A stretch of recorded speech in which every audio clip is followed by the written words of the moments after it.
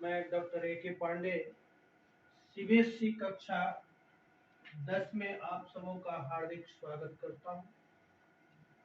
साथ साथ आप सबों का नंदन वंदन और अभिनंदन करता हूं। जैसा कि आपको पता है कि हम लोग शेमुशी भाग 2 की पहली पाठ सूचित पर्यावरण हम लोग पढ़ रहे हैं, जिसकी हम लोगों ने अभी तक 5 श्लोक पढ़ चुके हैं। आज छठे श्लोक की तरफ चलते हैं, जिसमें आप देख रहे हैं कि कह रहा है कि ऐ चल बंधो। आपको याद होगा कि सूचित पर्यावरण मतलब हम लोग पढ़े कि पर्यावरण स्वच्छ पर्यावरण, और स्वच्छ पर्यावरण कहाँ है? गांव की तरफ है। और गांव शहर की वह ये से जहाँ पे कि न शुद्ध जल है न शुद्ध वायु है, और वहां से वह उस गांव की तरफ जाना चाहता है। वह देख रहा है व्यक्ति कि गांव के लास्ट में नदी नाले निर्जल और जल से भरे हुए वन प्रदेश है, वहां पे वो जाना चाहता है। इसलिए कहता है कि ऐ चल बंधो, मतलब ऐ भाई आप चलो।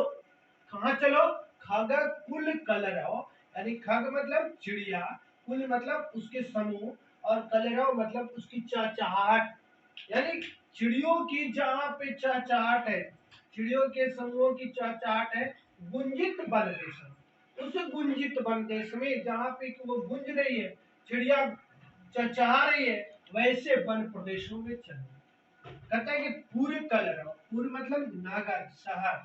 अब यह शहर का जो शोरगुल है, कलरव है, वह क्या कर रहा है? संभ्रमितम जनेभ्यः, वह लोगों को त्रस्त कर रहा है। वह अपनी आवाज से लोगों को ये शोरगुल से परेशान कर रहा है। इसलिए धृत सुखम संदेशम, जो सुख को संदेश धारण करने वाला है, सुख के संदेश को देने वाला है, कौन? खगकुल कलरव, यह गुंजित वन प्रदेश, वहां पर चल।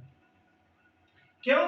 क्योंकि कहते हैं कि चाके चिक जालम, या यह चकाचौंध भरी ये जो जाल है, यहाँ पे शहर में तरह तरह की लाइट, तरह तरह की ये शहर गाड़ियां छकड़ा, ये तरह तरह की जो बहुत सारी ये कृत्रिम जो बनावटी जो सौंदर्य है, वो क्या कर लेगी? नो कुर्यात, ये ज का त में कन्वर्ट कर लेंगे, यानी ये नहीं करे क्या भाई? जीवित रस हरण, यानी जीवन के रस को या हरण न कर ले, या जीवन के रस को चुरा न ले।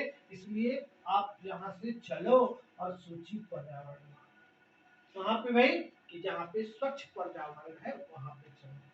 आइए अन्वय करते हैं हम लोग। ऐ बंधु मतलब ऐ भाई, खग कुल कलरव, यानी खग, अभी आपने पढ़ा कि खग मतलब चिड़ियों की समूह की ये जो कलरव है, उनकी चहचहाना है। गुंजित वन देशम, वो कहाँ पे है भाई? कि जहाँ पे वो गुंजायमान है, कहाँ पे वो चहचहा रही है? कि उस वन प्रदेश में। पुर कलरव, पुर मतलब यहाँ नगर की शोरगुल क्या कर रही है? समृद्ध जनेभ्या, लोगों को, जनेभ्या मतलब लोगों को या त्रस्त कर रही है। धृत सुख संदेशम चल, यानी सुख संदेश धारण करने के लिए चलो। कहा? क्या भाई? चाके चिक जालम, या चकाचौंध भरी जाल क्या करेगी? जीवन रस हरणम, जीवन के रस को हरण न नो कुरियात, यानी नहीं करने। अब देखो शब्दार्थ ऐ ऐ बंधु भाई, खगकुल कलरव, यानी गुंजित, यानी पक्षियों के, खगकुल पक्षियों के, और कुल समूह हो गया, और गुंजित मतलब चहचहा, यानी आवाज से गुंजित। गुंजित मतलब यहाँ पे गुंजित मतलब उस वन देश, यानी वन प्रदेश। और क्या भाई? स्थान, वही स्थान, यहाँ पे स्थान, गुंजित वन प्रदेश मतलब स्थान हो गया। यहाँ गुंजित वन देशम, यानी वन वाले स्थान, और ये वन वाले स्थान तक पूर्ण नगर हो गया। कलरव शोरगुल, संभ्रमित जनेभ्य लोगों को, हृत सुखम सुख संदेश देने वाले, या सुख संदेश धारण करने वाले। चल चलो। चाके चिक जालम, चका चौंधवरी जाल, नगर की, किसकी भाई? चका चौंधवरी जाल, ये नगर की, दुनिया की। क्या कर लेगी वो? जीवित मतलब जीवन का, रस हरणम, यानी रस का, आनंद का वह हरण न कर ले, यानी चुरा न ले। हिंदी देखे आप, कहते हैं कि ऐ भाई, पक्षियों के समूहों से गुंजायमान वन वाले स्थान पर चलो जो नगर नगर के शोरगुल से, यानी नगर शोरगुल यानी नगर के शोरगुल से त्रस्त लोगों को सुख संदेश देने वाला है। ठीक है। और कहते हैं कि चकाचौंध भरी दुनिया, ये जो शहर की जो दुनिया है, तरह तरह की डेंटिंग पेंटिंग, तरह तरह की लाइट, ये जो है ये जीवन के आनंद को हरण कर ले। इसलिए यहाँ से चलो, कहाँ पे आप, कहाँ चलो भाई, गांव की तरफ चलो। 7वें श्लोक की तरफ देखेंगे। 7वां श्लोक कहता है कि भाई प्रस्तर तले लता तरु गुल्मा नो भवन्तु पिष्टा।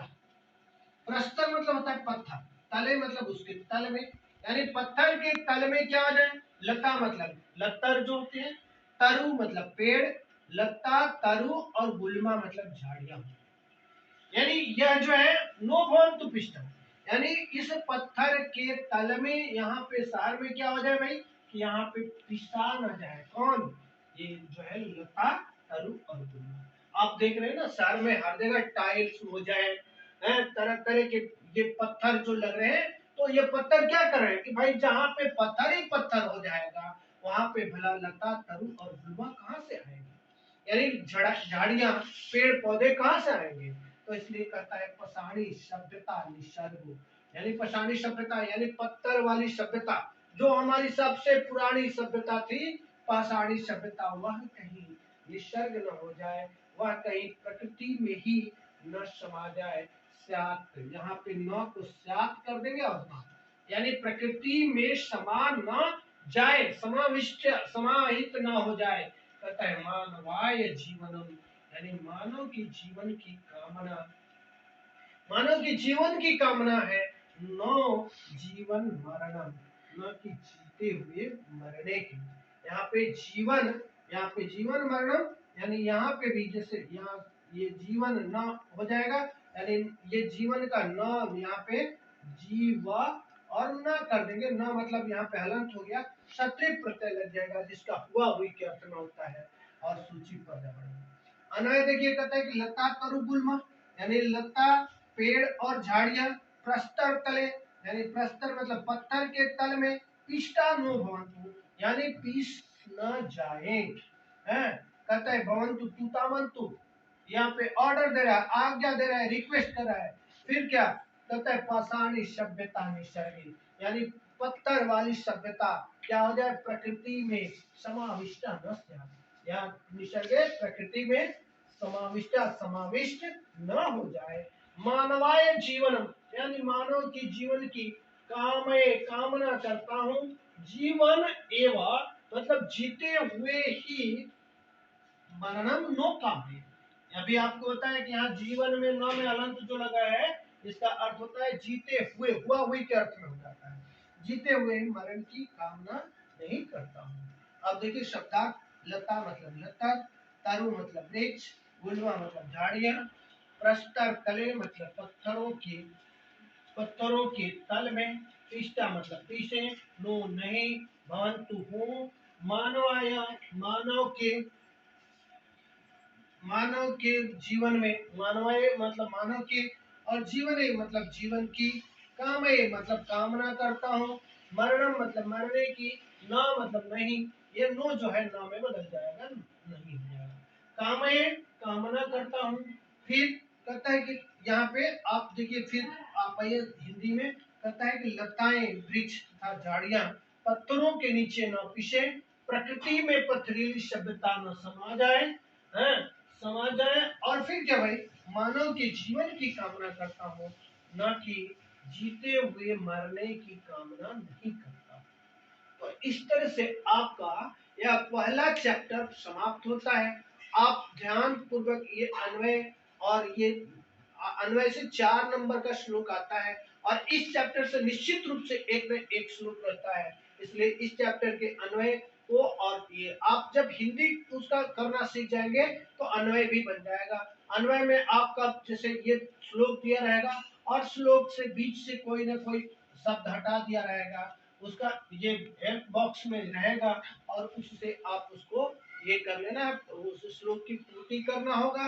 यही अन्वय से क्वेश्चन रहता है। ये 2 श्लोक अगर रहते हैं तो 8 उसमें रहेगा फिल इन द ब्लैंक्स। अगर 1 श्लोक रहता है तो उसमें 4 फिल इन द ब्लैंक्स रहेगा। इसी के साथ आपका आज का यह कक्षा समाप्त होता है और आपका यह चैप्टर सूचित पर्यावरण भी समाप्त होता है। तो आप देख रहे हैं कि आपके लिए मैं बहुत प्रयास करता हूं कि आपको अच्छी तरह से कोई चैप्टर समझ में आए। थोड़ा थोड़ा इसी के लिए मैं ये करके आपका अलग अलग तरह से उसको समझाने का प्रयास करता हूं। इसलिए आपको थोड़ी सी भी अगर ये लगती है कि नहीं यहाँ पे कुछ आपके लिए प्रयास किया जा रहा है तो आप इसको सब्सक्राइब जरूर करें, लाइक करें और शेयर करें। साथ ही साथ आपका यह संस्कार संस्कृत चैनल जो है इसके लिए आपको आभार व्यक्त करता है और पुनः आपकी प्रयास करेगा कि आपके कोर्स की कंप्लीट कराते रहें और यह इस तरह से हम लोग आगे की तरफ बढ़ते रहें। धन्यवाद, आपका दिन।